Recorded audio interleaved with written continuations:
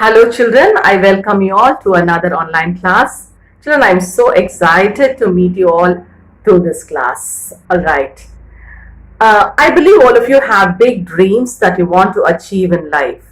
Just like all of you, Nathan, a 12-year-old boy who lives in Canada, wants to become paleontologist. Recently, he found a 69 million year old dinosaur fossil while hiking with his dad. I'm sure it must be a special moment for him. Okay, children, we will have a short recap of the previous lesson. We learnt about the agricultural factors, major crops, and how these crops are distributed in Tamil Nadu in the previous class. We saw the factors that determine the agriculture. Yes, the factors like the landforms, climate, soil, irrigation, and economic factors like market, transport facilities, and capital.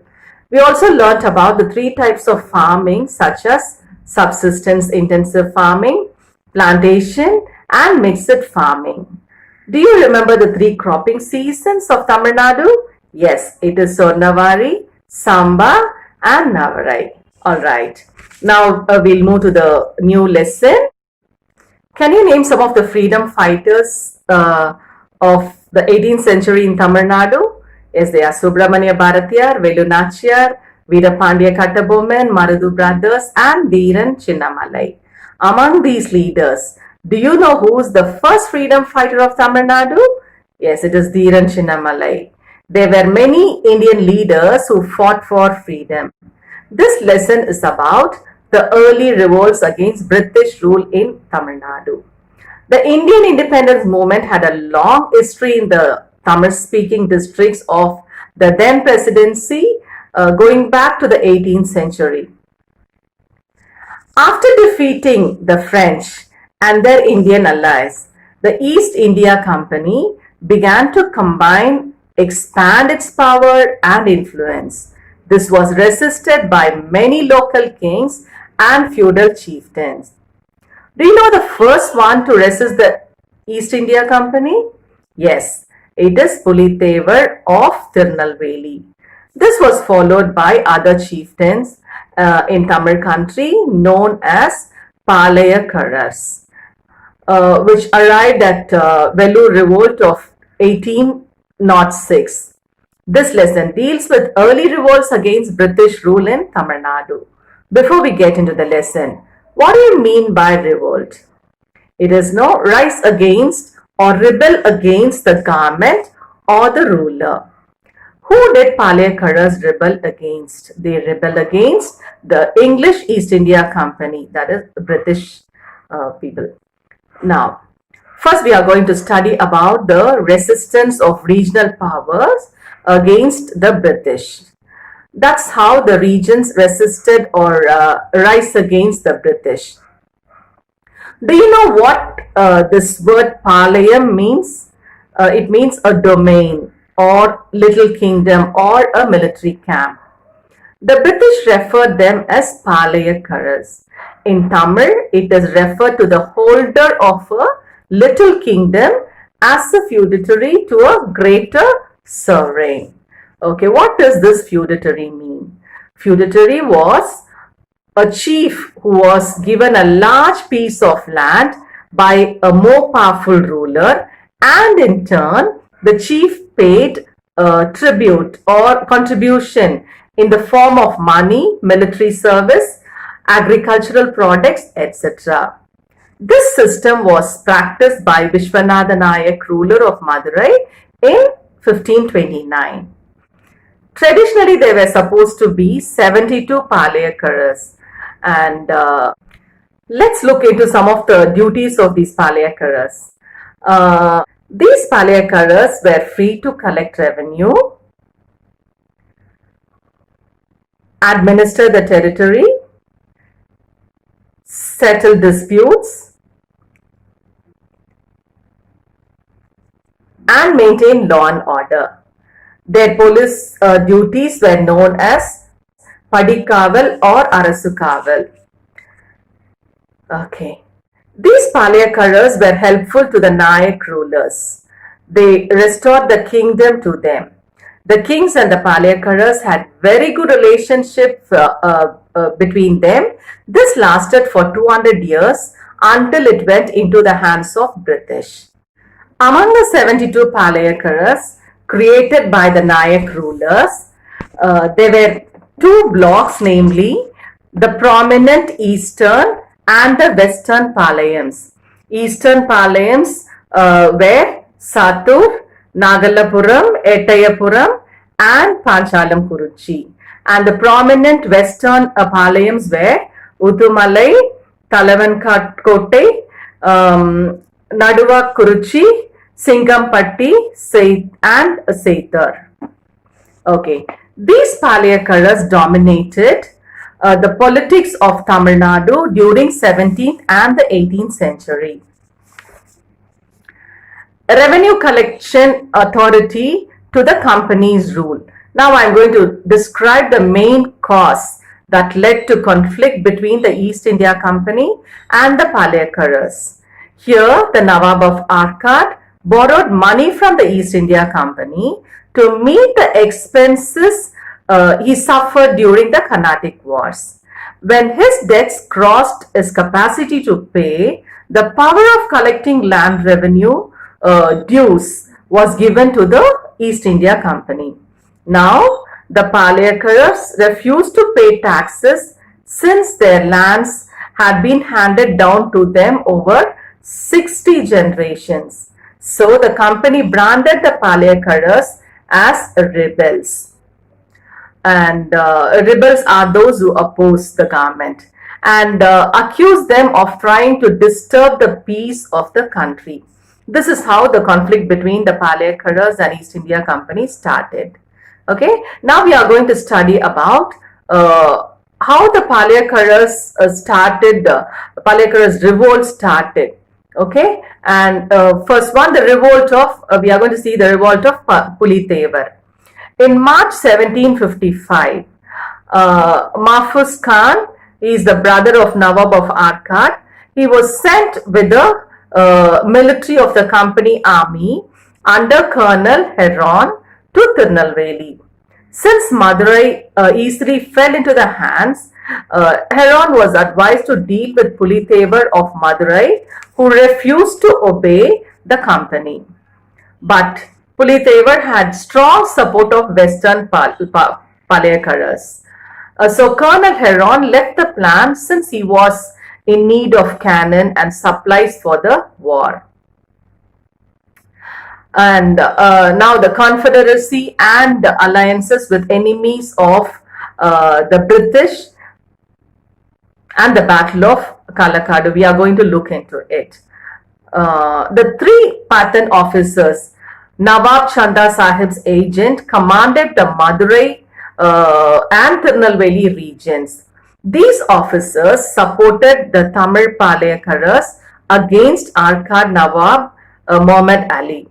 Pulithevar also formed a confederacy of Palyakaras to fight the British. Confederacy means he was associated with Palyakaras.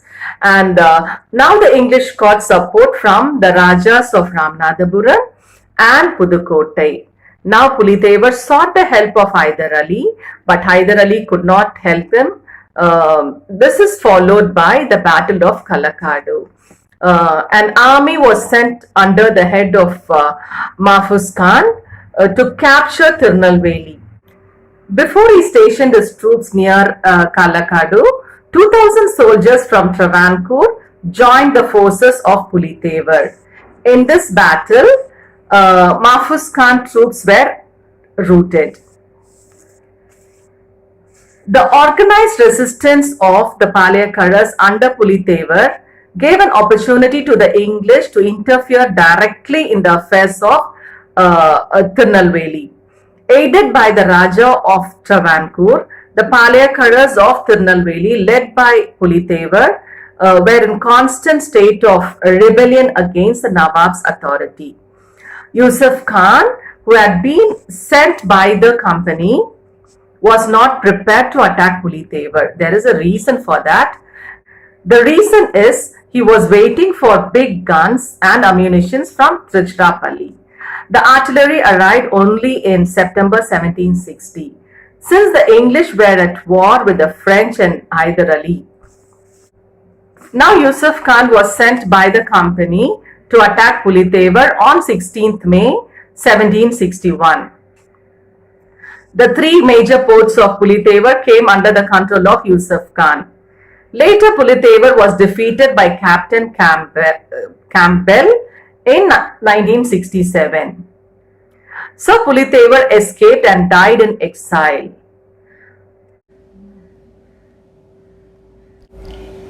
I'm going to talk about the first female ruler to resist the British power in India. Yes, it is Velu Nachiyar. She was born in 1730 in the royal family of Raja Sellamuttu Sethupathi of Ramanathapuram. Since they don't have a male heir to the family, Velu Nachiyar was trained in martial arts. She was married to Muthu Vadugar of Shivagangai at the age of 16 and had a daughter called Vellachi Nachiyar. In 1772, Muthu Vadugar was killed in the Battle of Kalayar Kovil. Later, Velu Nachiyar recaptured Shivagangai with the help of Gopala Nayakar and Hyder Ali. She was crowned as queen with the help of Maradu brothers. Now I have an interesting story about Koili, who was a faithful friend of Velu Nachiyar. She had a unit of women soldiers named after Udayal. Udayal was a shepherd girl who was skilled for not revealing information on Koili. This friend of Velu Nachiyar, Koili, is said to have walked into the British arsenal after setting herself on fire. This action of Koili destroyed all the ammunitions which is kept in the British arsenal. Okay, who is the most famous of all polygars? Yes, it was Veerapandya Kattabomman, ruler of Panchalam Kurunchi, is present day Tuticorin. Veerapandya Kattabomman was the son of Jagaveera Pandya Kattabomman of Panchalam Kurunchi. He became the Palayakarar at the age of 30. The humiliation of Palayakaras and the forced tax collection was the bone of contention. Collector Jackson, an arrogant English collector, humiliated Kattabomman when he met him at Ramanathapuram. This is regarding land revenue arrear. At last, Kattabomman met Jackson in Ramanathapuram, but he made Kattabomman stand for 3 hours. Sensing danger, Kattabomman tried to escape. A clash occurred at the gate of Ramanathapuram fort and Kattabomman escaped. Kattabomman appeared before the committee and reported on what transpired in Ramanathapuram. The committee found Kattabomman was not guilty. Jackson was dismissed from service, but later Maradu brothers and Kattabomman jointly decided on a confrontation with the English. Knowing this, English forces under Bannerman marched to Tirunelveli. Now Kattabomman escaped to Pudukottai. The British put a price on his head, but Kattabomman was betrayed by the Rajas of Ettayapuram and Pudukottai and was finally arrested. Kattabomman bravely admitted all the charges leveled against him and was hanged from a tamarind tree in the old fort of Kayathur. Okay, children, shall we have a recall of what we have learnt now? Okay, who was the first Palayakarar who resisted the East India Company? Yes, it is Pulitevar. What were the duties of Palayakaras? We saw some of the duties like, collects revenue, administer the territory, settle disputes, then maintain law and order. The third question is, what was the martial arts in which Velu Nachiyar was trained? arts like karate, archery, and horse riding. Okay. Who was the first female ruler to resist British power in India? We all know that it is Velu Nachiyar. Who was the most famous of all polygars? It is Veerapandya Kattabomman. Here ends the lesson, children. Children, I hope you all understood the lesson. Okay, I want you all to read the lesson from pages 63 to 67 and play Kahoot. Have a wonderful day, children. Bye.